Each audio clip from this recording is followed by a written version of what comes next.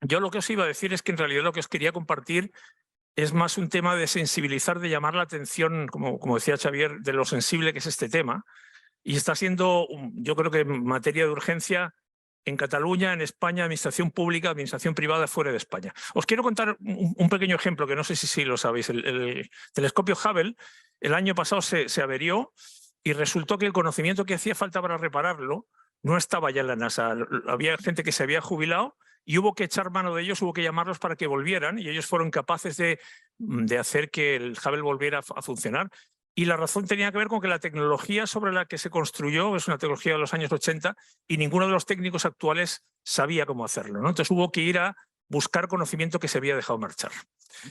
Imaginaos que un día os despertáis y por la mañana resulta que alguien, habéis perdido vuestro conocimiento y alguien ha venido con una jeringa por la noche, os la ha inyectado en la cabeza y os ha extraído el conocimiento que teníais y os ha inyectado uno distinto. Por ejemplo, os ha inyectado el conocimiento del mejor ingeniero de Fórmula 1. Y claro, aquí la pregunta es quién sale ganando con este cambio. ¿Sales ganando tu organización, sales ganando tú o salís ganando los dos?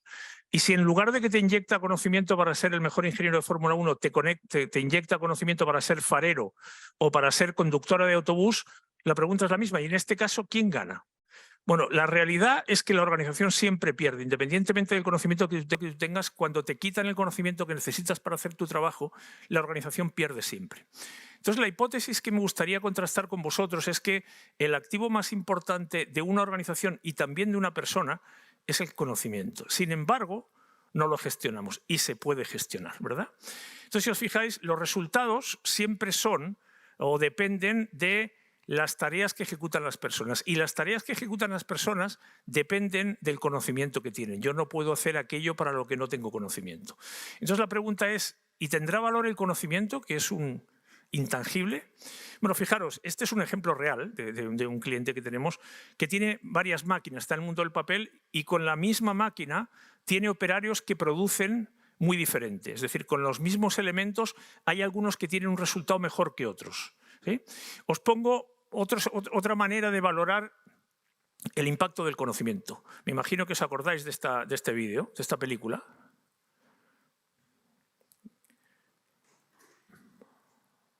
¿Suena? ¿Sí? Yo os hago la voz en off. Esta es una película en la que están estos caballeros averiados y necesitan un mecánico y llega el que sabe, aprieta el tornillo y hace que el vehículo empiece a funcionar. Y claro, el caballero le pregunta, ¿y cuánto te debo? Pensando que no le va a cobrar, y le dice 20 duros. Y dice, coño, 20 duros por apretar un tornillo. Y dice, no, 20 duros no es por apretar un tornillo, es por saber qué tornillo hay que apretar. Entonces, fijaros que uno no paga por el acto, por el momento, paga por todo el tiempo que hubo que dedicar para aprender qué es lo que hay que hacer en ese momento, ¿no?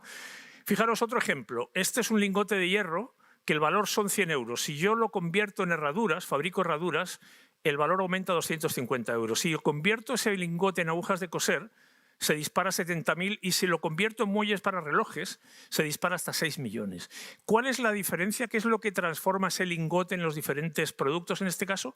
El conocimiento. ¿Sí? Y si os pregunto cuánto vale tu conocimiento, fijaros que vuestra propia organización valora vuestro conocimiento en función del sueldo que os paga. El sueldo que te paga tu organización es lo que indica en cuánto valora tu organización tu conocimiento.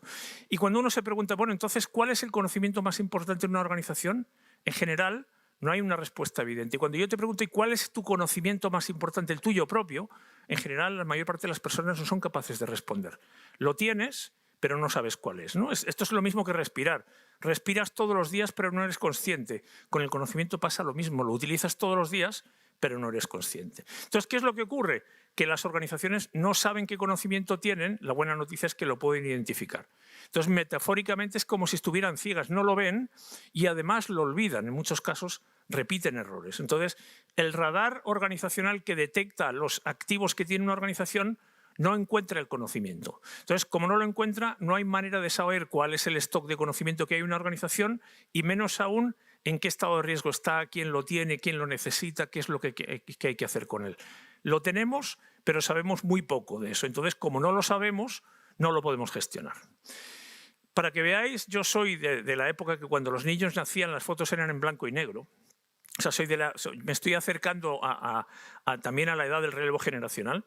Y una de las cosas que hago desde hace casi 20 años es todos los meses escribo una columna sobre temas relacionados con conocimiento y aprendizaje.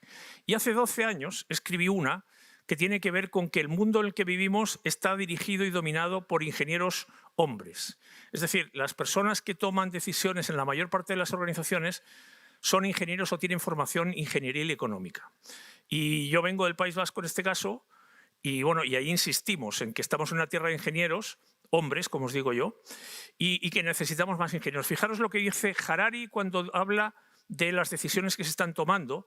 Lo que dice, engineers, especially software engineers, are making more and more of the most important decisions in the world. Los ingenieros and it is indeed a great danger that so much power is concentrated in so few hands. Como no estamos contentos, lo que hacemos es queremos todavía más ingenieros.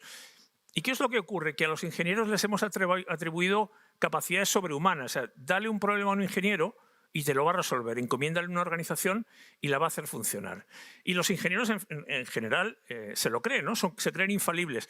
¿Cuál es la realidad? Los ingenieros son humanos como cualquiera, se equivocan, se deprimen, pero a lo que quiero llegar aquí es que, si os acordáis de la tabla química de los elementos que estudiamos en el colegio, en esta tabla están recogidos todos los elementos que forman parte del mundo físico, todo lo tangible, ¿no?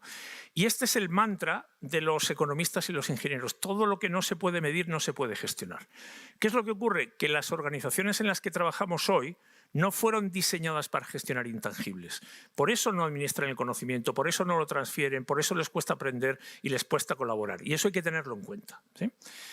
Este es el menú que yo he preparado. Como os digo, las dos primeras tienen que ver con un punto de sensibilización y las dos últimas un poquito más de metodología. Cuando yo pregunto a la gente cuál es el piropo que más te gusta recibir, todo el mundo me dice que digan de mí que soy inteligente. Yo creo que el elemento más importante de la vida es la inteligencia, y la inteligencia al final es el mecanismo que desarrolla nuestro cerebro para que sobrevivamos. O sea, no hay nada más importante que ser inteligente porque es lo que te mantiene vivo, ¿no? Y yo estoy obsesionado con este tema de la inteligencia. De hecho, he escrito desde hace muchos años, 15 años, vengo pensando y reflexionando sobre qué es ser inteligente. Y, de hecho, tengo una charla TED que tiene que ver con por qué los individuos son más inteligentes que las empresas para las que trabajan. Y el año pasado toqué el cielo porque me encontré con un cliente en un evento que mostró una diapositiva donde decía: en los próximos 5 años queremos ser una organización inteligente. Y dije, joder, esto es el nirvana. Por fin he encontrado a alguien cuyo objetivo es ser más inteligente. ¿Qué significa la inteligencia? Fijaros, una persona inteligente es una persona, cuando uno mira el origen de la palabra del latín, que elige bien, ¿sí? No sé si os acordáis de esta película, pero es una película de Tom Hanks y de ¿cómo se llama?, de Clint Eastwood. Y no sé si os acordáis de este caballero, está basado en una historia real, Sully, que es un piloto que aterriza un avión en el río Hudson y salva la vida de 125 personas, ¿no? Bueno, coloquialmente elegir bien significa tomar buenas decisiones, ¿sí? Y, como os decía antes, el cerebro lo que busca es nuestra supervivencia. Para sobrevivir, el cerebro trata de predecir lo que va a ocurrir. Entonces, tomar buenas decisiones en realidad tiene que ver con ser capaz de predecir el futuro, anticiparte y optar justamente por aquello que ocurre. Bueno, para que tú puedas tomar buenas decisiones de manera recurrente necesitas conocimiento. Tú no aterrizas un avión en el río Hudson por casualidad. Y para tener conocimiento, tú has tenido que dedicar un montón de tiempo a aprender en un simulador de vuelo y luego pilotando. O sea, ese día los pasajeros de ese vuelo tenían al mejor piloto posible, ¿no? Bueno, si os fijáis, todo en la naturaleza, todo lo que no es obra de la naturaleza, todo el mundo, lo que no es obra de la naturaleza es obra del ser humano, o sea, surge de nuestro cerebro, ¿sí? Y cuando hablamos de conocimiento no hablamos de saber, hablamos de aplicar, hablamos de hacer con lo que sabes. Por eso el conocimiento no es algo que tú tienes, es algo que tú haces, que es muy diferente. A nadie le pagan el mundo laboral por lo que sabe.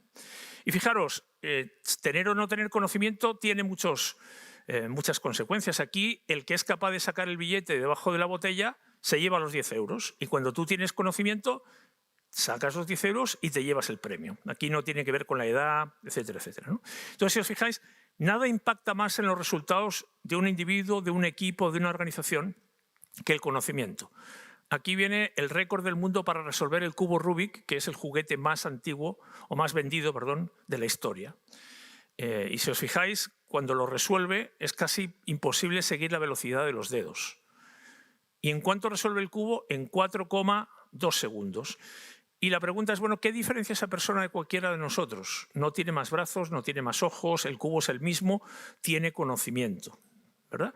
Entonces, lo que marca la diferencia no es la información es un input interesante, pero el conocimiento es la posibilidad de actuar sobre la información. Si yo miro estas dos señales y yo no sé leer, no me sirven de nada. Si yo no sé castellano, no me sirven de nada. Si yo no sé que H2O es la molécula del agua, no me sirven de nada. Entonces no podemos confundir información con conocimiento. Una lleva a la otra siempre que yo sea capaz de actuar. Según eso, hay una fórmula que acuño yo, que al final el conocimiento que es el tiempo que tú dedicas multiplicado por el aprendizaje. Y según eso, los resultados que tú obtienes son el conocimiento que tú tienes multiplicado por el tiempo en el que pones ese conocimiento en marcha. Y como siempre, la variable que más pesa no es el tiempo, es el conocimiento. Entonces, el conocimiento es la moneda actual hoy, no lo digo yo, lo dice al final el World Economic Forum, y escuchando al director de proyectos estratégicos del gobierno vasco, fijaros lo que dice. O desarrollamos nosotros la tecnología, en este caso para el coche eléctrico, o la van a desarrollar otros. O creamos el conocimiento o se lo tendremos que comprar a otros en las condiciones que nos pongan. Entonces, como yo os decía antes, yo no creo que haya un activo más importante hoy en día que el conocimiento. Si yo os digo, mira, os regalo este helicóptero y os paso las llaves con una condición, os lo tenéis que llevar pilotándolo. Os vais a quedar mirándome y diciendo, joder, qué regalo me estoy perdiendo, ¿verdad? Bueno, todo lo que hacemos los seres humanos todos los días, todo el tiempo, lo hacemos porque tenemos conocimiento, no es suerte. Y todo lo que no podemos hacer, simplemente no lo podemos hacer hasta que generamos el conocimiento, es decir, hasta que aprendemos, porque todos llegamos igual, llegamos en pelotas y sin saber nada, todo lo hemos aprendido. Y por eso es tan importante aprender, porque el proceso que produce conocimiento se llama aprendizaje. Tú resuelves el cubo Rubik en 4 segundos cuando has dedicado un montón de tiempo a aprender. Entonces, para mí hay un segundo rasgo de la inteligencia. Una persona es inteligente cuando aprende rápido, ¿sí? Y cada vez más las empresas contratan personas no en función de lo que ya saben en su currículum, sino su capacidad de seguir aprendiendo. Y según eso, una organización es inteligente cuando aprende rápido también. Y de hecho, cada vez más las organizaciones valoran la capacidad de aprender frente al conocimiento pasado. Esto es una película antigua. Rock Hudson es el que está en la cama y se lleva un bofetón y claro, él cree que está soñando y de hecho su mujer se lo hace ver así. Esto es un poquito la metáfora de lo que nos pasó con la pandemia, que nos pegó un bofetón que nosotros no esperábamos. ¿Y cuál fue el mensaje de la pandemia para esto que estamos hablando? Bueno, la pandemia nos dijo, a partir de mañana tenéis que aprender. No os estoy preguntando, no os estoy avisando para que os preparéis, no hay alternativa, hay que aprender. ¿Aprender a qué? Pues, por ejemplo, a trabajar de una manera totalmente distinta, que no sabíamos, de manera remota, y eso hay que gestionar y comunicar y alinear y vender. Todo hubo que hacerlo distinto y no se sabe cuándo termina. Cuando crees que se ha terminado, rebrota y luego llega una guerra. Entonces, el aprendizaje tiene que ser permanente. Por eso, la inteligencia es importante, no porque suena bien, sino porque es el mejor mecanismo que hemos encontrado para conseguir los resultados, los objetivos que tenemos. Y para mí, como os decía, esto es música celestial porque a más inteligencia, más necesidad de conocimiento y más necesidad de aprender. Entonces, para mí, una organización, el coeficiente de inteligencia de una organización depende, por un lado, de cómo usa el conocimiento que tiene hoy, y para eso tiene que saber cuál es, y al mismo tiempo cómo crea conocimiento nuevo para adaptarse a los cambios que van ocurriendo. ¿De acuerdo? Bueno, esto tenía que ver con la inteligencia. Ahora quiero hacer una pequeña pasada por un par de elementos que a mí me parece que están influyéndonos mucho en las organizaciones. Hay más, pero yo me quiero centrar en 2 de ellos. El primero tiene que ver con que el mundo se desmaterializa y estamos ya desde hace tiempo en una era de intangibles. Esto que está aquí es la plantilla de sueldos de los jugadores de la Real Sociedad. Yo soy de San Sebastián. Ya veis lo que cobran algunos por el año y por cada semana, ¿no? Y estos son los profesionales, los asalariados o los empleados mejor pagados de toda la provincia, sin ninguna duda, y no tienen carrera universitaria, ¿sí? Y cuando uno se pregunta cuál es el producto físico que entrega un jugador de fútbol, ninguno, no entrega ningún producto, ¿sí? Y si os pregunto, bueno, ¿sabéis cuánto nos gastamos en un concepto intangible abstracto como el liderazgo? Pues una cantidad gigantesca de dinero. Entonces, dentro de los intangibles, el conocimiento a mí me parece que es el más relevante de todos ellos. Pero tenemos que ser conscientes de una cosa. Todavía venimos y somos herederos de una economía industrial. Y en esa economía lo que importaba eran los activos físicos, ¿sí? Las cosas que se podían tocar, medir, pesar, transportar. Y en esa lógica acuñamos el término de propiedad. Y cuando tú eres propietario de un bien físico, compartirlo es un acto muy complicado. Si a mí me gusta mucho el bocata de jamón y alguien me pide medio bocata cuando tengo hambre, me jode mucho compartirlo, porque compartir la propiedad de un activo físico significa perderlo. Ahora, ¿qué pasa con los intangibles? Que cuando se comparte la propiedad ya no se pierden. Si tú me preguntas la hora y yo te respondo, o si tú me pides fuego y yo te lo doy, yo no lo pierdo a pesar de que lo comparta. Y esto es un cambio gigantesco. ¿Por qué? Porque si consideramos el conocimiento como un activo físico, nos movemos en el mundo de competir. Cuando consideramos el conocimiento como un activo intangible, entonces se nos abre la posibilidad de colaborar, ¿sí? Y fijaros cómo ha ido cambiando el valor del conocimiento en el tiempo. Hasta finales de los años 80, las empresas valían en función de sus activos físicos y a partir de entonces valen sobre todo por sus intangibles. Yo hice un ejercicio hace unos años de agarrar algunas de las empresas más conocidas y todas ellas tienen el valor de sus intangibles supera con mucho el valor de sus activos físicos, ¿no? Este es el ranking de los países más desarrollados del mundo.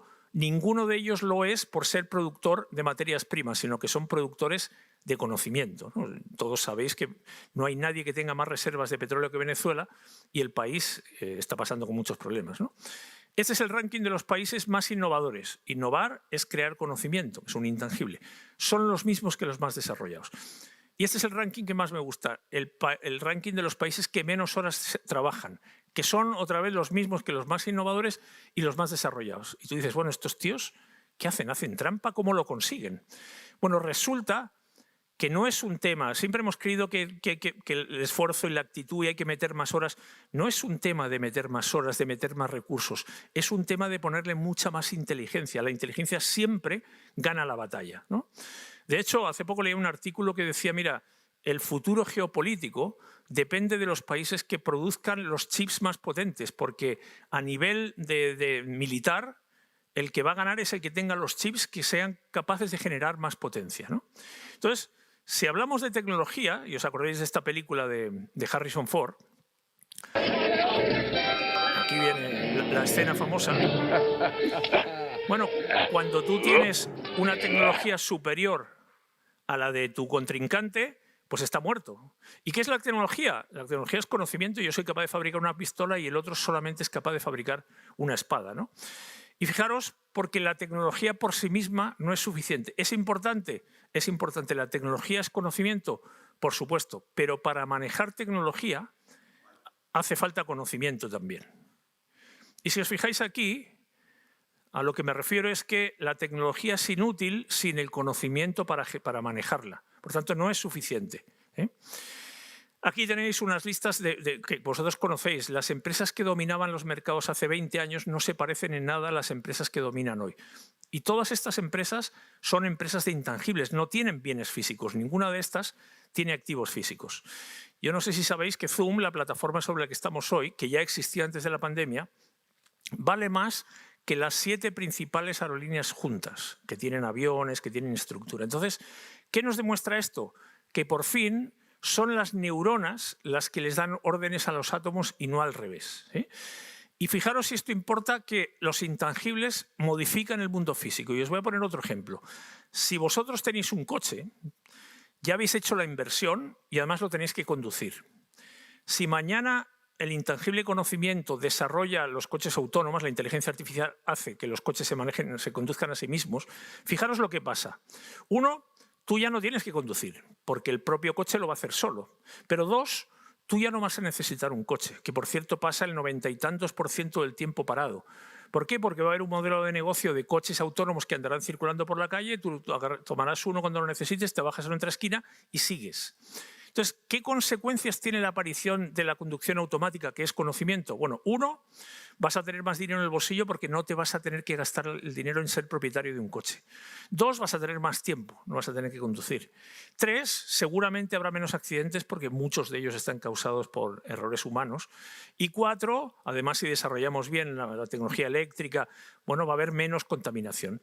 Y todo esto lo causa el conocimiento que pasamos de una persona que conduce a un coche que se conduce a sí mismo. Y esto ya está funcionando, o sea, esto no es algo que haya que esperar, esto ya está ocurriendo ahora mismo. Ups. Ok, otro ejemplo. Antes, para ir a la guerra, uno se tenía que desplazar físicamente al frente y ponerse en riesgo. Hoy uno puede participar en la invasión de Ucrania desde su casa. Entonces, con esto que os quiero decir, que toda organización ya es de conocimiento de por sí, no tiene que hacer nada especial para serlo. Yo el otro día, cuando estaba trabajando con Pepsi, les preguntaba, bueno, ¿vosotros en qué negocio estáis? Y ellos te dicen, mira, estamos en un negocio de alimentación y bebidas. Y yo les decía, bueno, yo no voy a daros lecciones sobre vuestro negocio, pero yo tengo la sensación de que vosotros estáis en un negocio de conocimiento que produce como resultado alimentos y bebidas, pero es muy distinto. ¿Por qué? Porque vosotros lo que hacéis es administrar toda una cadena de conocimientos sofisticados que van desde materias primas y proveedores y fabricación y distribución y marketing. Y eso como resultado al final producirá un litro de Pepsi-Cola, pero todo lo que vosotros en realidad manipuláis es conocimiento muy sofisticado. Y da lo mismo si pensamos en el mundo del automóvil, el circuito es exactamente lo mismo. Aunque salga un bien físico, lo que se gestiona durante todo el ciclo es conocimiento.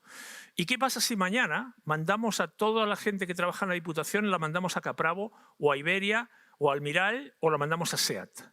Y lo que pasa es que mañana nos sale un avión de SEAT, los Capravo no funcionan, Almiral no produce ni un solo fármaco. ¿Y qué pasa si todos ellos vienen a trabajar a la Diputación? Pues mañana no funciona la Diputación. No estamos dejando estas organizaciones sin personas, pero cuando tú cambias el conocimiento del lugar, ya no funciona nada. Entonces, yo sé que lo políticamente correcto es decir, lo más importante son las personas. No es verdad, lo más importante es el conocimiento que tienen esas personas para hacer el trabajo que necesitamos. Y de nuevo, cuando nacemos, a todos nos dan lo mismo. Nos dan un cerebro y nos dan tiempo. Y nos dicen, con esto te las tienes que arreglar. ¿Sí? Y cada uno luego funciona. Ahora, todos los que estamos aquí, la herramienta de trabajo de todos nosotros es el cerebro. ¿Y qué es lo que produce el cerebro? Conocimiento. ¿Sí? Entonces, la materia prima con la que trabajáis todos vosotros es conocimiento, y ese conocimiento lo utilizáis para generar servicios que se entregan, en este caso, a los ciudadanos de Cataluña o del ámbito en el que estéis. Entonces, la administración pública es, por definición, una organización de conocimiento puro, no tiene otra cosa, no tiene ningún activo físico que entrega, lo que entrega es un servicio basado en conocimiento. Y fijaros, esto es fundamental lo que hablábamos antes, porque el modelo mental para gestionar intangibles es totalmente distinto que el modelo mental que hace falta para gestionar activos físicos, que es lo que venimos haciendo hasta ahora. El segundo punto tiene que ver con algo que ya no es nuevo. El cambio siempre existió, si no estaríamos todos en las cavernas. Lo que pasa es que cada vez va más rápido. Si hace unos años nos dicen, oye, el año siguiente el capitán del Madrid y del Barça no van a estar en el Madrid y en el Barça y no van a estar en la Liga Española y van a estar en la Liga Francesa jugando juntos. Dices, imposible, ¿verdad? ¿Y quién se imaginaba una guerra en Europa o un mundial de fútbol en diciembre? Ya no se respeta nada, ¿eh? Ya no hay límites. Bueno, ¿qué es lo que pasa con el cambio? Que tú antes, entre comillas, podías anticipar hacia dónde ibas. Más o menos te ibas a encontrar con algo familiar. Hoy en día sabes de dónde sales, pero ya no caes en agua dulce en un entorno conocido. Caes en el mar, y en el mar rigen otras leyes, ¿no? Entonces, ¿por qué es importante que el cambio se acelere? Porque hace que el conocimiento caduque. Si el principal activo que tenemos las organizaciones caduca cada vez más rápido, entonces tenemos que hacer algo. Y esto está estudiado, el ciclo al que se sigue produciendo conocimiento. Y esto, como os digo, no es novedad. Netflix se comió a Blockbuster y alguien se comerá a Netflix en el momento que Netflix deje de aprender, ¿no?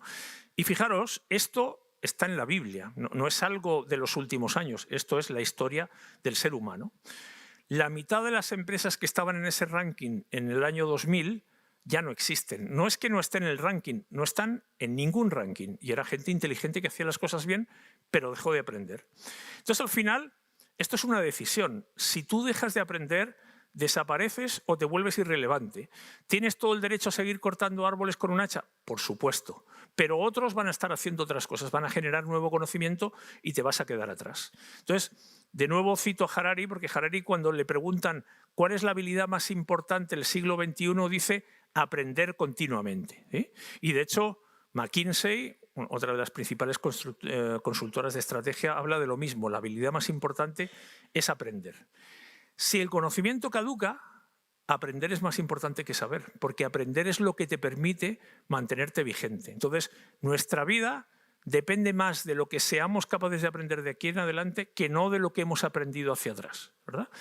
Y si sigo con la metáfora del cubo de Rubik, nuestra vida es una sucesión de cubos de Rubik. Y el momento que dominas uno y te confías, resulta que la realidad te cambia y te trae cubos nuevos. Y el cubo que dominabas antes ya no te sirve. Y cuando creías que dominabas cubos nuevos, llega la tecnología y es capaz de hacer el cubo mucho más rápido que tú. Lo hace en 0,6 segundos. Y cuando desarrollas una máquina que lo hace más rápido, resulta que ahora el cubo se resuelve a sí mismo porque le metemos el conocimiento dentro. Entonces, no te sirve de mucho quedarte con un cubo que eres capaz de resolver, porque mañana te lo van a cambiar.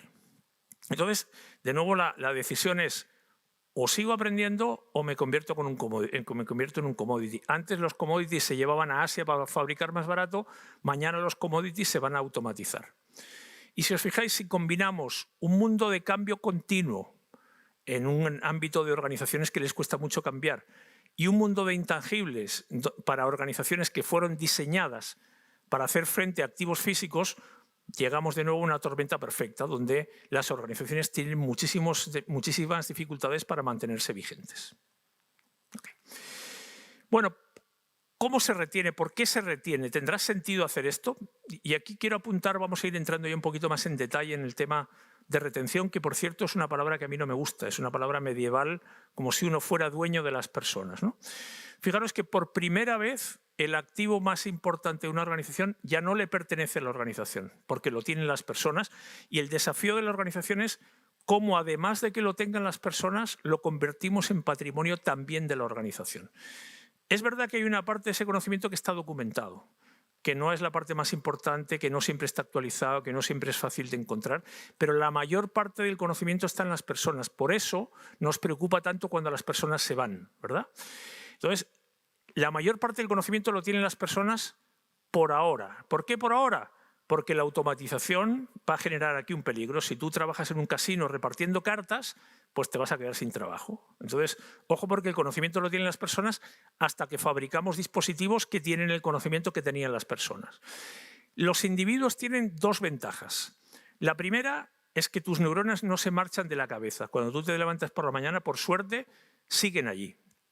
Y la segunda es que las neuronas no se pelean. O sea, hacen las cosas y cuando tú vas a hacer una cosa, un brazo no se va por un lado y el otro por otro, no. Colaboran, están de acuerdo en lo que tienen que hacer. Las organizaciones tienen dos elementos en contra. Uno es que las personas sí que se marchan, ¿sí? Y vamos a ver que cuando se van, se llevan lo que saben. Pero además, no necesariamente colaboran. El ejercicio y la energía que hay que gastar para alinear a personas que tienen objetivos diferentes, que tienen prioridades diferentes, que tienen historias distintas, sabemos que cuesta mucho trabajo. Y en eso las organizaciones tienen que hacer muchísimo esfuerzo. Entonces, el segundo punto es que efectivamente las personas tienen la mala costumbre de irse, de cambiarse dentro de la organización o de jubilarse o de marcharse buscando nuevos horizontes. Y cuando se van, se llevan lo que saben y no pueden hacer otra cosa. Esto no es egoísmo. Y cuando se llevan lo que saben, si la organización no ha hecho algo, se queda sin nada, se queda con un vacío, ¿verdad? Fijaros, a mí me toca colaborar con el mundo de la energía nuclear y desarrollando metodología para identificar conocimiento crítico. Y en un seminario habló el responsable de gestión de conocimiento de la NASA. Fijaros lo que dijo, en una de sus diapositivas dijo, mira, para nosotros, para la NASA, el conocimiento es uno de los principales activos. Y luego dijo, y además no administrarlo nos genera impacto en la seguridad, en la reputación, en costos, es decir, no podemos dejar que este activo funcione por sí mismo, hay que gestionarlo. Y no gestionarlo tiene como, o sea, y no retenerlo y no transferirlo tiene impacto. Hay muchos casos. Boeing en un momento dado dejó marchar o dejó jubilarse un montón de gente en el momento que le llegaban un montón de pedidos y tuvo que pagar un coste gigantesco. O hay casos, por ejemplo, de organizaciones que olvidaron cómo, en este caso, fabricar un componente y el coste que tuvieron que pagar fue gigante, o lo que le pasó a la misma NASA, que cuando trató de recuperar el proyecto para viajar a la Luna, se dio cuenta que todo el conocimiento que se había generado no estaba disponible, ¿no? Y aquí os pongo un último caso. Estos son unos gráficos de la industria del petróleo, de perforación, que es el proceso más costoso. Y los dos últimos tienen que ver con lo que pasa cuando se va la gente que sabe y tu desempeño se resiente, o dejas de hacer algo durante un tiempo, lo retomas un tiempo después y se te olvidó cómo lo hacías. Entonces, ojo que perder conocimiento, uno puede ir a evaluar el impacto que tiene en el desempeño y en los resultados, porque somos más lentos o más caros para hacer lo mismo que hacíamos antes, ¿sí? Entonces, si el conocimiento es un activo que tenemos, no nos podemos permitir el lujo de perderlo, de dilapidarlo. Y fijaros la combinación de factores que se dan. Decimos, el conocimiento lo tienen las personas, es el activo más importante. La aceleración hace que el conocimiento caduque. Y además tenemos un problema demográfico, y en España esto es claramente preocupante. ¿Por qué? Porque tenemos una población envejecida, un índice de natalidad que no da para cubrir, y en muchos casos expertos que se van acercando a la edad de jubilación, y la gente que viene detrás está a mucha diferencia, está a muchos años del expertise que tienen los que se van a jubilar. Es decir, hay una brecha enorme. Hay muchas organizaciones quejándose de que no encuentran el talento que necesitan. Y yo creo que esto es una discusión que podríamos tener, porque yo creo que tenemos a los jóvenes más inteligentes de la historia. Y luego, además, está este fenómeno de la gran renuncia, un montón de gente que se está marchando sin necesariamente irse a trabajar a otro sitio, sino que se están replanteándose la vida. Y tenemos además dificultades porque estamos contratando gente joven que permanece no mucho tiempo en la organización, con lo cual tengo que volver el ciclo de nuevo. Y en muchos casos el tejido industrial, por ejemplo, en casi toda España es muy parecido, es básicamente de empresas pequeñas donde el conocimiento además en muchos casos está en manos de una sola persona. Entonces, fijaros el cóctel que se nos arma cuando tenemos el conocimiento crítico que lo tiene, que es casi propietario de una organización porque nadie más lo tiene fuera, que además está cerca de jubilarse, que lo tiene una única persona, que los que siguen detrás están muy lejos y que encima no hay ni siquiera documentación de eso. Entonces, cuando se te combinan esos factores, en realidad estás metido en un problema muy grave, ¿no? Entonces, no retener el conocimiento tiene impacto en nuestros resultados y en nuestro desempeño. ¿Se puede retener? ¿Se puede hacer algo? Sí, por supuesto que se puede hacer. Pero para eso hay que hacerse algunas preguntas previas. Como organización, ¿tenemos una estrategia para retener o gestionar el conocimiento y una estrategia específica para saber qué conocimiento no podemos perder? ¿Y sabemos de todos los que hay cuáles son los prioritarios? Porque no tiene sentido intentar gestionarlo todo. ¿Y esto cómo se retiene? ¿Cómo se gestiona y cómo se retiene un intangible? ¿Qué hago? Yo no puedo impedir que la gente se vaya. No soy dueño de las personas. ¿Y qué hago? ¿Documento? ¿Y quién tiene ese conocimiento? ¿Y quién debería tenerlo? ¿Y cómo lo transferimos? ¿Documentamos? ¿Grabamos vídeos? Todas estas son preguntas que son relativamente sencillas, pero que generalmente no tienen una respuesta concreta. Y no basta con escribir todo lo que la gente sabe. Yo puedo recopilar todas las recetas del mundo, pero a pesar de eso todavía no me puedo convertir en un cocinero. Porque recordad lo que decíamos antes, el conocimiento es el qué se hace. Perdón, la información es el qué se hace. El conocimiento es el cómo y el por qué y el qué haría distinto la próxima vez si lo volviera a intentar de nuevo. Por tanto, son capas un poquito más sofisticadas. Bueno, este vídeo me lo paso. Entonces la pregunta es, ¿qué es lo que podemos hacer? Y fijaros que aquí, en realidad, hay cosas que tiene que creer en ellas antes de verlas. Aquí hay un ejercicio, sobre todo, de fe. Y para mí lo más importante en esto, el primer punto, no es la metodología, es cuánto nos importa este tema. Si nos importa, lo vamos a hacer seguro porque el camino que hay que seguir, ahora os voy a compartir un ejemplo, se conoce. Ahora, si esto para ti no es una prioridad, y es legítimo que no lo sea, entonces no lo vas a hacer. La primera pregunta que hay que hacerse y responderse honestamente es, ¿creemos en esto? ¿Esto es lo suficientemente importante para nosotros o es solo una declaración? ¿Sí? Entonces, Yo, este tema, como os digo, me preocupa desde hace mucho tiempo y a mí, y esto es tan viejo como la propia humanidad, y ahí tenéis varios artículos donde hemos abordado esto. Y como os digo, hay metodologías que te ayudan a estructurar esto en un proceso más o menos razonable. Yo os voy a compartir una, hay otras distintas, ¿no? La primera pregunta que uno se tiene que hacer es ¿qué conocimiento es importante retener? No todo el conocimiento que perdemos hay que guardarlo o hay que retenerlo o hay que transferirlo. Entonces, la primera priorización que hay que hacer es no importa quién se va, importa qué conocimiento se pierde. Y por tanto, lo primero que hay que hacer es decir dónde está nuestro conocimiento crítico hoy. Y si ese conocimiento se lo va a llegar a alguien cuando se va, entonces hay que trabajarlo. Pero si no es así, hay que dejarlo ir. No sé si sabéis que hay una ISO especial sobre gestión de conocimiento de hace unos 3-4 años y el primer párrafo de la ISO ya habla de que lo primero que tienen que hacer las organizaciones es identificar dónde está el conocimiento más importante. Entonces, cuando yo identifico conocimiento crítico, la pregunta que me hago es ¿estoy cerca de perderlo? Y la otra pregunta es si lo pierdo, ¿es fácil o difícil encontrarlo fuera? Porque si lo pierdo, pero es fácil de resustituir, no tengo un problema, pero cuando se combinan esas dos variables que lo puedo perder y que además no me va a ser fácil encontrar, es ahí cuando se me enciende la alarma, ¿verdad? Entonces, lo primero que uno tiene que hacer antes de ceder a la tentación de empezar a retener conocimiento es preguntarse cuál es el conocimiento que la organización tiene que hacer un esfuerzo por retener, ¿sí? De nuevo, si este tema os interesa, yo tengo varios artículos publicados sobre esto, varias sesiones grabadas donde justamente trabajamos en este tema de conocimiento crítico. ¿Y por qué tiene sentido priorizar? Bueno, porque los recursos son limitados. No podemos gestionarlo todo y no todo el conocimiento tiene el mismo nivel de importancia y por eso hay que priorizar. Las metodologías para trabajar conocimiento crítico no son un tema de hoy. Aquí tenéis un artículo de Harvard de hace varios años, pero sí que son una prioridad. Esto es una encuesta de una asociación en Estados Unidos. Bueno, la prioridad para estos años para los equipos de gestión de conocimiento en las organizaciones es identificar el conocimiento crítico, que es por donde vamos a empezar. Aquí tenéis, por ejemplo, el mapa de conocimiento que tiene la NASA. Una vez que yo identifico conocimiento crítico, lo segundo que hago es buscar quién lo tiene y quién lo necesita, expertos y sustitutos. Entonces, ¿qué es un experto al final? Bueno, un experto, como decía en este caso el premio Nobel de Física, es aquel que sabe todo lo que no hay que hacer, porque ha visto tantas situaciones que ya sabe lo que funciona y lo que no. Entonces, los expertos son aquellos que representan mejor ese conocimiento. No sé, ¿os acordáis de la película de Pulp Fiction, El señor Lobo? Es un tipo que le llaman cuando hay problemas. ¿Por qué? Porque tiene el conocimiento de qué hay que hacer para resolver un problema, ¿verdad?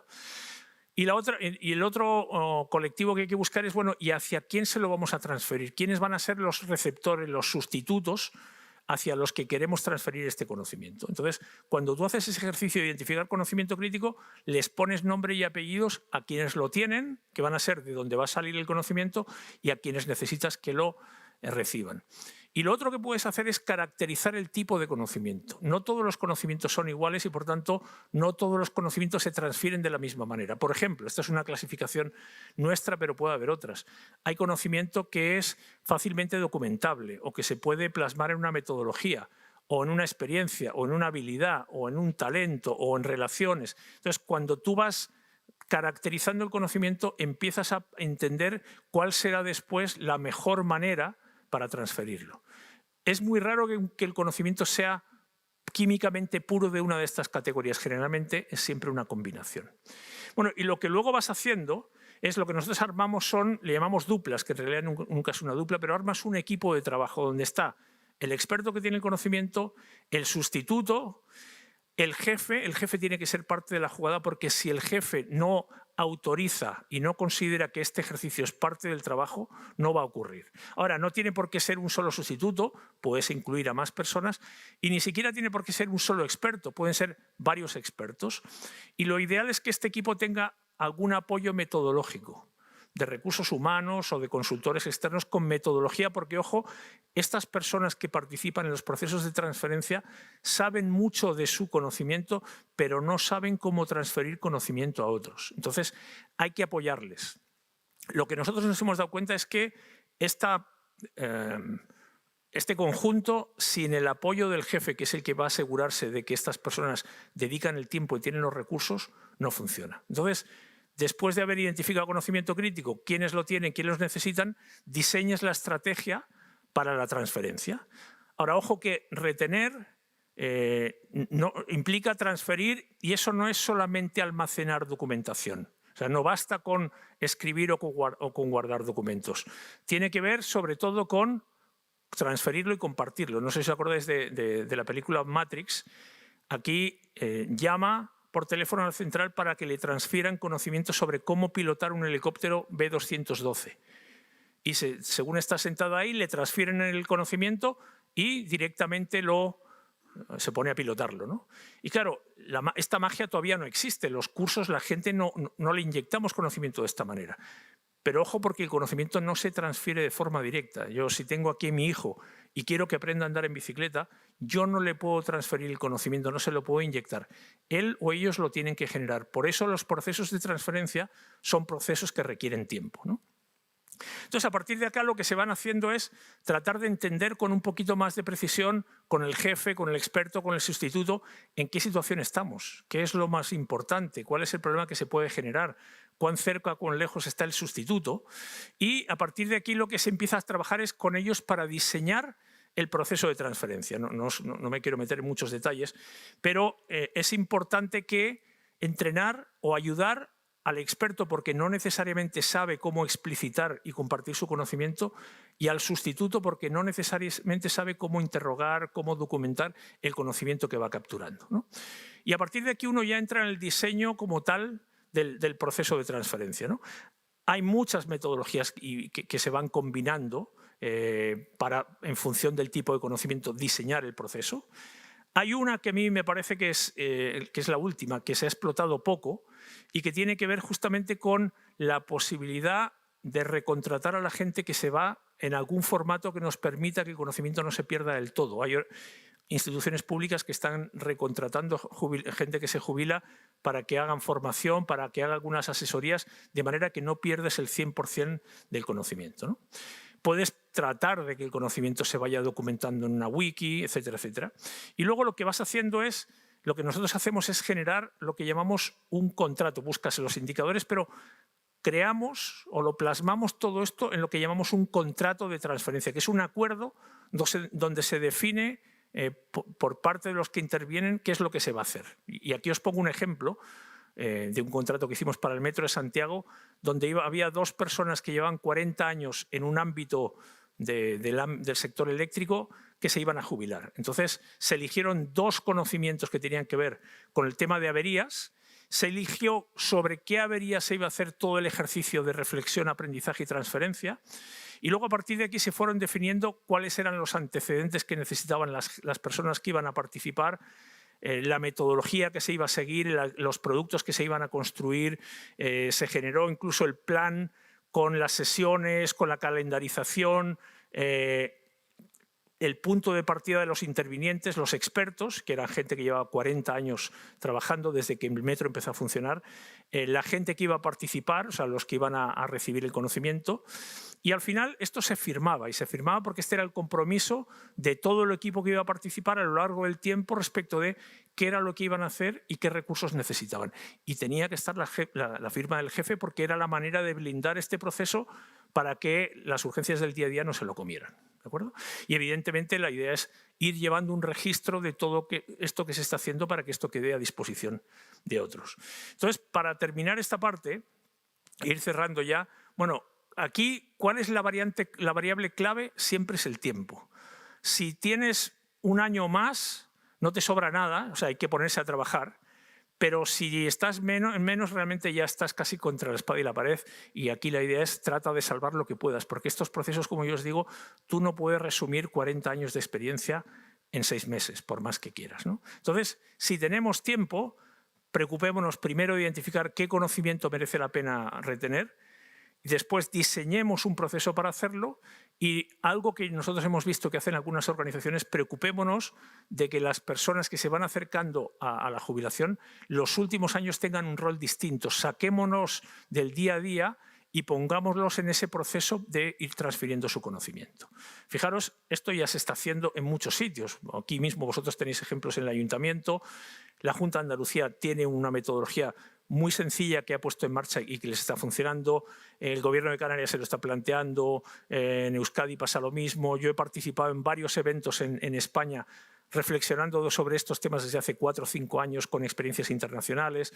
A nosotros nos está tocando trabajar en Argentina, por ejemplo, con el sector nuclear, o ahora mismo en el País Vasco con el Servicio Vasco de Empleo, donde estamos en un proyecto para ayudar a las pymes a retener conocimiento. Y es un proyecto que tiene 3 fases. Hay una fase de diagnóstico, donde se hace un mapa de conocimiento crítico de la organización, y luego hay una última fase, que es la más larga, que es la fase de transferencia, donde les apoyamos, una vez que han identificado el conocimiento a transferir, en la ejecución de esa transferencia. Esto es un proceso que está empujado por el Servicio Vasco de Empleo y Innovasque.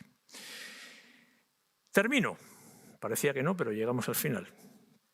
Fijaros, si no hacemos nada, el conocimiento se pierde. Esto lo sabemos. Hay que preocuparse de preservarlo porque son los cimientos sobre lo que se construye y lo que sigue después. ¿Y de qué hablamos cuando hablamos de cultura de aprendizaje? Es de instalar el aprendizaje como un hábito. O sea, no empezamos a hacer nada sin buscar dónde hay conocimiento y no terminamos nada sin preguntarnos qué hemos aprendido para poder cederlo a los demás, para que sea un circuito. Y os cuento una historia muy sencilla de un amigo mío de San Sebastián que ha sido segundo entrenador de los mejores equipos en España, entre ellos del Joventut, y que cuando estaba en Rusia, antes de la invasión, un día hablé con él y me contó una cosa muy sencilla. Fijaros, me dijo, ayer jugamos un partido de la Euroliga, que es la Champions de básquet, en Milán. Terminó el partido a las 8 de la tarde. Bueno, a las 11 de la noche yo estaba sentado en el avión rumbo a San Petersburgo viendo el vídeo del partido porque tenía que hacer un informe al primer entrenador, que era John Plaza, sobre defensa, creo. Y en el asiento del lado estaba el otro segundo entrenador haciendo lo mismo, viendo el vídeo del partido que había terminado hace 2 horas para hacer un informe sobre ataque. A la mañana siguiente, el sábado, entrenamiento, reunión de todo el equipo, lo primero que se hace es revisar el plan del partido, porque cada partido tiene un plan siempre. Y el partido no termina cuando pitan los árbitros, termina cuando se revisa si lo que habíamos previsto se cumplió o no, por qué, qué aprendimos, qué haremos distinto. Entonces se hace todo un ejercicio de reflexión con todo el equipo. Y en ese proceso se revisan estadísticas del equipo propio del rival, se revisan jugadas de los diferentes momentos del partido, con vídeos, etcétera, etcétera. Después de eso, se hacen reuniones individuales con algunos jugadores en privado para corregirles determinadas cosas. Y el siguiente entrenamiento, que es el lunes, lo primero que se hace es hacer el plan del siguiente partido, que se juega el miércoles, donde se analiza uno por uno a cada uno de los jugadores del equipo rival con el que se van a enfrentar.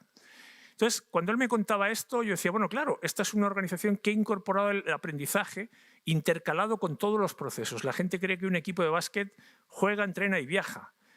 Y no hace solo eso, sino que tiene diferentes instancias de aprendizaje individual, colectivo, con tecnología, sin tecnología, que deja un registro documentado, pero todo lo que hacen es continuamente aprender de un partido para aplicarlo en el siguiente. Entonces, de nuevo, cuando hablamos de cultura de aprendizaje, hablamos de que en todo lo que hacemos siempre hay oportunidades de aprender. O sea, no hay nada donde yo no me pueda preguntar si hiciera esto de nuevo, ¿lo haría igual o no? Entonces, como yo os decía, ¿hay una manera de planificar la retención? Claro, hay que identificar qué conocimiento crítico, hay que ver cuál está en riesgo, hay que ver quiénes lo tienen, quiénes lo necesitan. Esto es relativamente sencillo de entender. Pero hay varias buenas prácticas que a mí me gustaría dejar como conclusiones. La primera es que a esto hay que anticiparlo. Sabemos que la gente se va a jubilar, no es ninguna sorpresa. Entonces, no hay que dejar esto para el final, hay que incorporarlo como una parte cotidiana de los procesos, no cuando me queda poco tiempo y ya no tengo mucho que hacer, y menos aún si las personas no quieren compartir lo que saben. Entonces, para que la retención sea un proceso permanente, hay que dedicar tiempo y determinados hábitos a capturar, a reflexionar, a compartir, a difundir, etcétera, etcétera.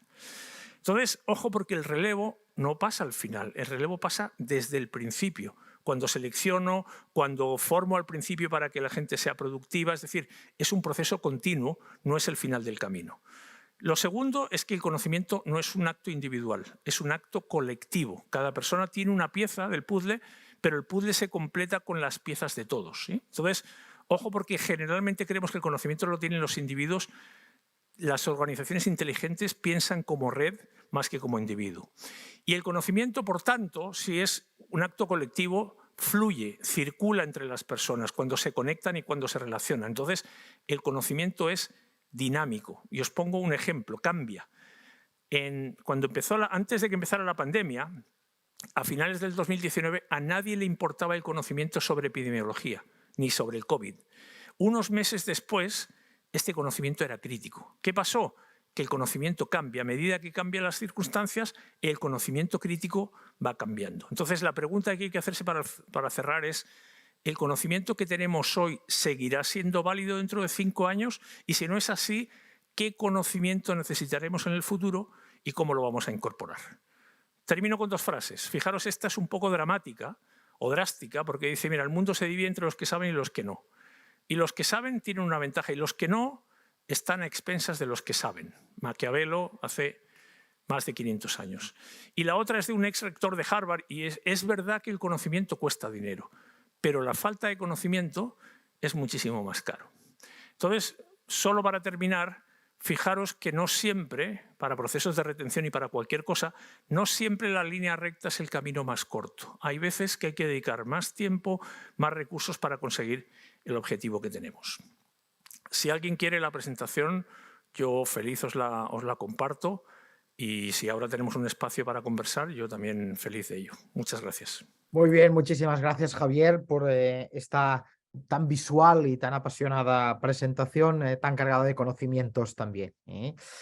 Com dèiem al principi, és habitual doncs, obrir un torn de dubtes, de qüestions per ampliar que vulgueu plantejar. Jo he notat moltíssimes coses interessants, no? El coneixement com a patrimoni de les organitzacions.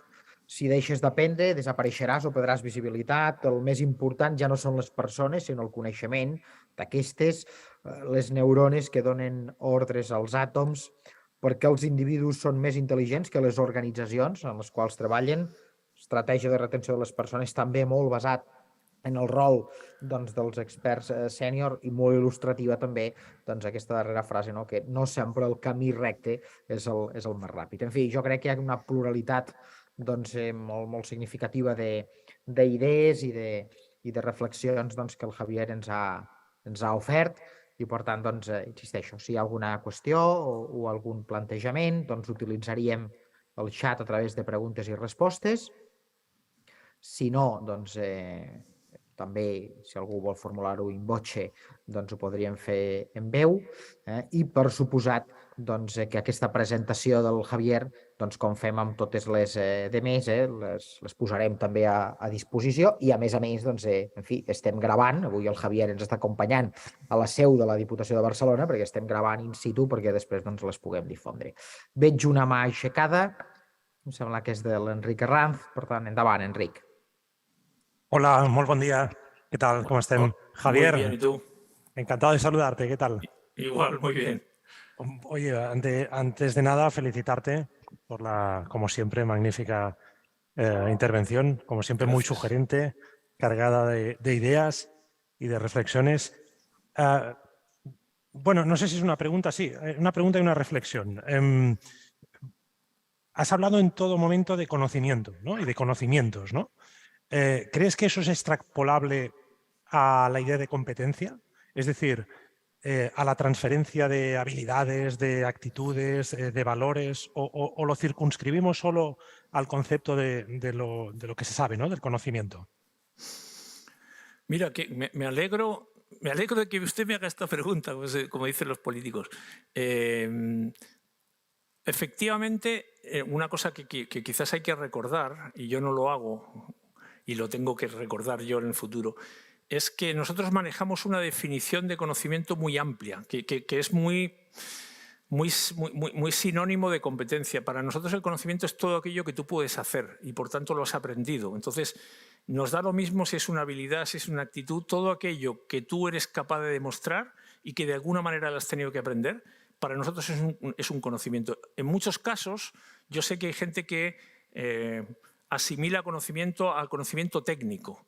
Pero para nosotros el rango es mucho más amplio y por eso incluye lo que tú estás comentando como habilidad. Fíjate, déjame y hacer solamente una pequeña acotación, ¿eh? Cuando uno hace mapas de conocimiento crítico, en muchos casos espera que el conocimiento que aparezca sea conocimiento técnico. Por ejemplo, a mí me ha tocado hacer este proceso con instituciones públicas y también, por ejemplo, con instituciones ingenieriles, con empresas de construcción grandes además. Bueno, y hemos hecho el ejercicio y el conocimiento en ingeniería o en construcción rara vez suele aparecer como conocimiento más crítico. Lo que aparecen son lo que podríamos llamar habilidades, que es la capacidad, por ejemplo, de relacionarse con la autoridad o de relacionarse con la comunidad y de resolver conflictos. Y todas esas habilidades que son poco técnicas y que muchas veces no se estudian en las escuelas, son en la que en la mayor parte de los mapas aparecen como el conocimiento que más influye y que es más complejo de gestionar. Entonces, solamente confirmar que nuestra manera de abordar el conocimiento es con esa amplitud, es todo aquello que tú eres capaz de hacer y has aprendido. Y si te acuerdas, cuando poníamos ese desglose de los tipos de conocimiento, ahí están las habilidades. Yo, por ejemplo, escribí en su momento una columna donde decía: la actitud es el conocimiento más importante, porque yo creo que la actitud se aprende y se desarrolla y también se reprime, ¿no? Entonces, me alegro de la pregunta porque me sirve para aclarar que nuestro concepto es tan amplio como para englobar todos esos elementos que decías. Perfecto. En ese sentido, de todas las herramientas que has comentado, ¿no?, para facilitar que las organizaciones retengan ese conocimiento, me da la sensación de que en muchos casos partimos de una determinada protocolarización, ¿no? Bien es cierto que hay diversidad de opciones, pero al final se trata un poco de que la organización tenga en algún repositorio, en algún sitio, algo que le sirva a un relevista, ¿no?, para ejercer un determinado puesto de trabajo. Lo cual, por eso digo, ¿no?, hay algunos contextos en materia de habilidades que me cuesta, ¿no?, que Sí. cuesta de transferir, ¿no? ¿Cómo se transfiere saber negociar o saber trabajar en equipo o saber, no sé, innovar, Sí, por ejemplo, ¿no? Sí, o sea, a ver, si fuera tan fácil, si todo fuera documentable, tendríamos una gran parte del trabajo hecho ya. Y por eso sería fácil de automatizar. Fíjate que los trabajos y las habilidades más difíciles de automatizar no son las técnicas. O sea, la matemática y el cálculo es lo más fácil de replicar en una máquina y lo que más a salvo está justamente son esas habilidades humanas, ¿no? Ahora, simplificándolo mucho, y una cosa que yo no he dicho, ojo, porque no todo el conocimiento hay que retenerlo y hay conocimiento que está bien que se vaya y que se pierda, porque si innovamos dejamos de hacer cosas. O sea, igual que uno aprende, desaprende en el sentido de dejar de hacer cosas. A mí me gusta, lo voy a simplificar mucho, pero generalmente cuando tú tienes un problema, a ti la gestión del conocimiento y el conocimiento no te importan mientras tú eres capaz de hacer lo que tienes que hacer. Yo voy a hacer una tortilla y yo no necesito la receta porque ya tengo el conocimiento. El conocimiento te importa cuando no sabes hacer algo que necesitas hacer. Y ahí generalmente las dos vías en las que tú te apoyas es: o voy a buscar conocimiento en algún sitio, que es lo que decías tú, hay un repositorio donde encuentro lo que necesito, o voy a buscar a alguien que sabe. La parte del repositorio, entre comillas, es la más fácil. ¿Por qué? De hecho, todos tiramos de Google o de ChatGPT a partir de mañana. ¿Por qué? Porque hay cosas que alguien ha sacado de su cabeza y nos las ha puesto a disposición. Ahora, ojo, porque documentar toma tiempo, porque documentar implica actualizar lo que se documenta y porque cuando las cosas cambian muy rápido hay que pensar muy bien qué se documenta y cómo se documenta y dónde y quién actualiza, porque de nuevo hay que buscar el equilibrio entre el esfuerzo y la utilidad. Y tiene sentido documentar lo que reutilizamos. Entonces, los repositorios son una fuente. Ojalá todo el conocimiento fuera documentable. No lo es. ¿Cómo documento andar en bicicleta o, como dices tú, liderar una reunión o guiar un equipo? Eso no se documenta. Eso se puede aprender. Y por eso los procesos de transferencia se demoran en el tiempo, porque si yo necesito que tú aprendas cómo guiar un equipo, vas a tener que venir conmigo, yo voy a ir haciéndolo, luego te voy a pedir que tú lo vayas haciendo, te voy a ir corrigiendo. O sea, hay un proceso de transición que requiere aprender haciendo. Y que no es un curso, ojo, o sea, tú podrás tener un curso, pero básicamente es práctica, experiencia, feedback, errores, reflexión colectiva. Entonces, Los ingredientes van variando, pero yo los fijaría en esos dos contextos. ¿Qué parte puedo sistematizar, documentar y que esté fácilmente disponible y esté actualizado? ¿Y qué parte hay que transferir mediante el aprendizaje, la aplicación y la experiencia? Y ahí, según el tipo de conocimiento, según el tiempo que tengamos, según la distancia entre el que sabe y el que sigue, es donde uno diseña ese proceso. Por eso, para mí el elemento fundamental es el tiempo. Y esos procesos no se pueden comprimir, o sea, no hay muchos atajos. Si tú requieres tanto tiempo para aprender esto, no lo vas a poder transferir de un día para otro porque la persona que viene detrás va a tener que vivir experiencias parecidas a las tuyas. Por eso meterlo como parte de los procesos, porque si te esperas al final, tienes que trabajar y transferir al mismo tiempo. Yo creo que lo inteligente es transferir mientras trabajamos. Justamente, Javier, la siguiente pregunta que teníamos de la señora Julia Lago va en esta línea, ¿no? ¿Cómo hacemos procesos de transferencia, sobre todo en la administración pública, si no hay el relevo preparado, ¿no? Si la gente se releva en el momento justo de la jubilación, ¿no? No hay esta planificación. Esta era la pregunta que nos formaba, que creo que un poco las has respondido. Sí, yo creo que hay dos cosas muy simples ahí, ¿eh? O sea, sí, a ver, lo que yo digo aquí es muy simple decirlo desde aquí, luego hay que hacerlo en el día a día. Hay una parte que tú tienes que ir documentando, o sea, y de nuevo, teniendo en cuenta el qué. Y lo otro, yo creo que es asegurarte de que la transferencia no es individuo a individuo, sino es dentro del equipo. Porque, como decís vosotros, en el mundo público es casi imposible que la gente se solape. Por tanto, yo creo que un ejercicio es tratar de que el conocimiento quede al menos en el equipo, para que aunque una persona se vaya y todavía no haya venido el sustituto, sea el equipo. Y por eso yo hablaba de aprendizaje como un acto colectivo. Eso obliga a que los procesos de trabajo del equipo incorporan el hábito de la reflexión y de la compartición de manera regular dentro de los procesos. Yo conozco equipos de trabajo que todas las semanas se sientan a revisar lo que ha pasado, lo que han aprendido, a transferírselo y, por tanto, dedican una parte del tiempo a hacerlo consciente y asegurarse de que otros lo van incorporando. Muy bien, veo que ha entrado otra pregunta. Señora Yolanda Coria, felicidades, un placer escucharte de nuevo y seguir aprendiendo. Una pregunta en relación a la metodología que has explicado, pero ahí acaba. Ahora entra. Hablas de primero identificar conocimiento crítico y en segundo lugar identificar los expertos. No sé si entra o ahí termina, pero no veo la pregunta. La señora Yolanda Coria, si no, también tiene la opción de abrir micrófono y preguntar directo si tiene algún problema con la velocidad del chat. Sí. A ver si se atreve. Yolanda, ¿ens escoltes? Hola, buenos días. ¿Me oís? Hola, Yolanda. Queda Hola, un poco Javier. lento el chat, por eso si lo puedes formular verbalmente será más fluido. Gracias. Sí, gracias. Nada, en principio un placer volverte a escuchar, esto ya lo hemos dicho, y compartir un ratito. La pregunta es que, bueno, hasta ahora yo, dándole vueltas a este tema, al tema más de metodología, pensaba la idea de identificar conocimiento crítico previo a identificar los expertos que nos pueden ofrecer o ayudar a identificar ese conocimiento crítico, pues me hacía dudar, ¿no? ¿Cómo empezáis? ¿A través de qué? ¿De qué primera fase es? Una organización nueva que te pide que es un tema de empezar a retener talento o empezar a analizar el conocimiento crítico. Hasta ahora pensábamos que podía ser ideal buscar a los expertos o las personas críticas. Y tú comentas iniciar por el conocimiento. Sí. Y si no tenemos ese repositorio, no tenemos algo, bueno, era un poco este planteamiento, ¿no? De Claro. más metodológico, que si no era simplemente comentarlo. Más Sí. que...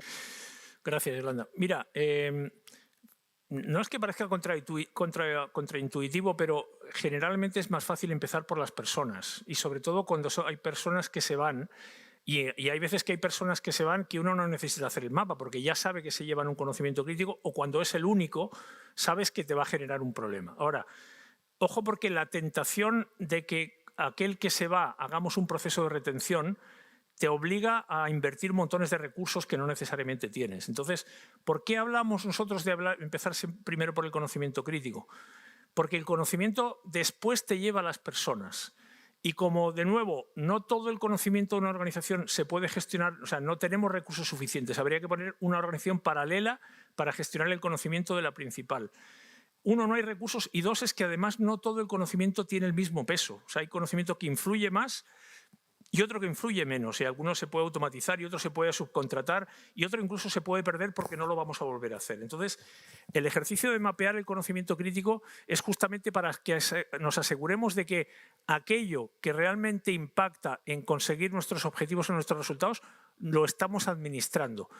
Y por eso, cuando tú haces el ejercicio de identificar conocimiento, que para eso no necesitas ningún repositorio, lo único que necesitas es conocer los objetivos de la organización.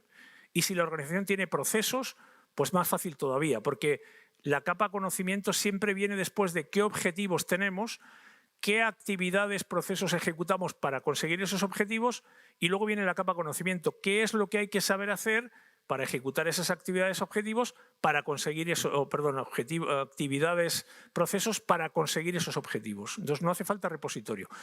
Y cuando llegas al conocimiento, la pregunta siguiente es ¿quién lo tiene? Entonces, siempre vas a llegar a las personas, igual, pero en lugar de empezar por la persona y no saber si lo que tiene es crítico o no, nosotros empezamos por el conocimiento y una vez que sabemos que es crítico nos preguntamos quién lo tiene y luego decimos en qué estado de riesgo está, ¿lo vamos a perder? Ok, entonces este conocimiento lo hacemos pasar por ese ciclo de transferencia.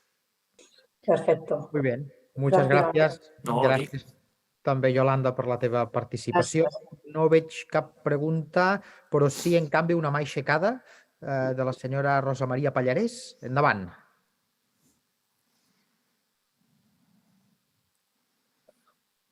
Sí?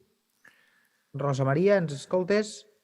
Doncs res, escolteu, si hi ha alguna intervenció doncs, més, i si no, igualment, com és habitual en aquest tipus de casos, la podeu formular per escrit, la traslladarem al ponent, en aquest cas al Javier Martínez, i us la respondrem. Clar. No sé si Lourdes o Rosa Maria heu pogut resoldre la situació.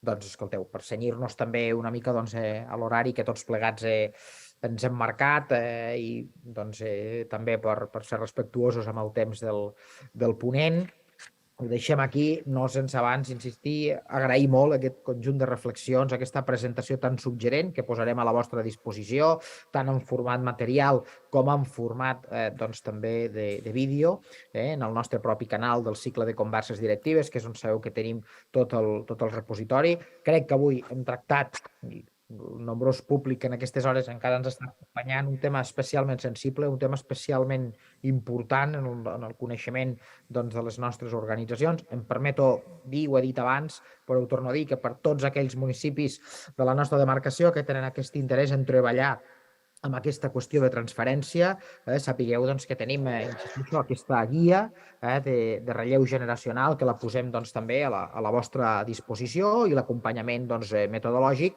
en la mesura doncs, que som plenament conscients doncs, que estem treballant una qüestió especialment sensible. Javier, muchas gracias una vez más por el acompañamiento y por la ilustrativa presentación.